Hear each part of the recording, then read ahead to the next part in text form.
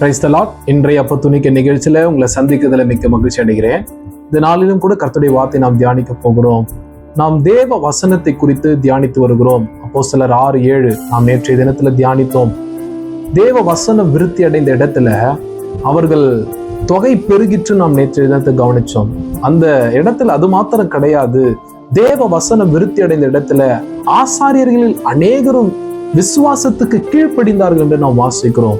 பாருங்க கர்த்தருடைய பிள்ளைங்களே, எங்க தேவ வசனம் உண்டாகுதோ அந்த இடத்துல கீழ்ப்படிதலும் உண்டாகும். கீழ்ப்படிதல் வரும். அங்க இருக்கிற மனிதர்கள் மக்களுக்குள்ள ஒரு கீழ்ப்படிதல் உண்டாகும். பாருங்க, நம்ம அதை தான் இந்த இடத்துலயும் நாம் பார்க்கிறோம். வெறும் பெருக்க மாத்திரம் கிடையாது, கீழ்ப்படிதலும் அங்க உண்டாகும். இந்த தேவ வசனத்தை குறித்து நான் சொல்லியிருந்தேன் நேற்று தினத்துல. தேவ வசனம் அப்படின்னா தேவன் இடத்திலிருந்து நாம் பெற்றுக்கொள்கிற ரேமா வேர்டு, அதாவது வெளிப்பாடுகள். வேத வசனங்கள்ல இருந்து நாம் பெற்றுக்கொள்ளுகிற வெளிப்பாடுகள் நம்மை கீழ்ப்படிய பண்ணும். ஹல்லேலூயா. நம்மை சுற்றி இருக்கிற ஜனங்களை கீழ்ப்படிய பண்ணும். ஹல்லேலூயா. அப்ப அந்த ரேமா வேர்டை நாம் பெற்றுக்கொள்ளணும் ஆண்டவரிடத்துல இருந்து.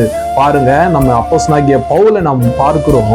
அவர் வேகமாய் ஓடிக்கொண்டிருந்த ஒரு காட்டு கழுதையை போல அவர் ஓடிக்கொண்டிருந்தார். தன்னுடைய சமய வெறி பிடிச்சு, ஹல்லேலூயா, தன்னுடைய மார்க்கத்துக்காக கொலை செய்கிற அளவுக்கு ஒரு வேகம் கொண்ட ஒரு வாலிபன் தான் அப்போஸ்தலனாகிய பவுல்.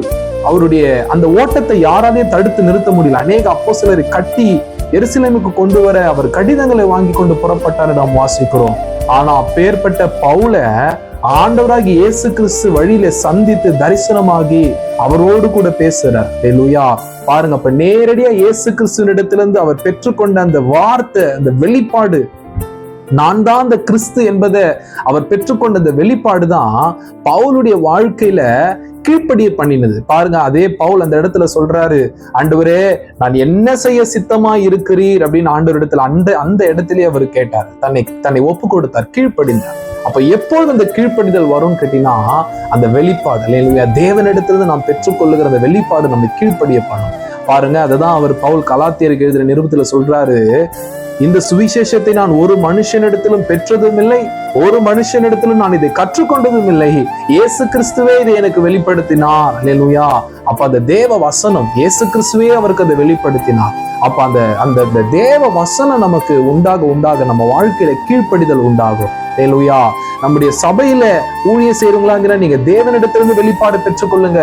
கண்ட வார்த்தைகளை நாம் பேசக்கூடாது. அப்ப தேவனிடத்திலிருந்து பெற்றுக்கொண்ட வார்த்தை நீங்க பேசும்போது மக்கள் அந்த இடத்துல கீழ்ப்படிவாங்க, ஆண்டவருடைய வார்த்தைக்கு செவி கொடுப்பாங்க. கர்த்தர் தாமே உங்களை ஆஸ்வதிப்பாராங்க. ஆமென்.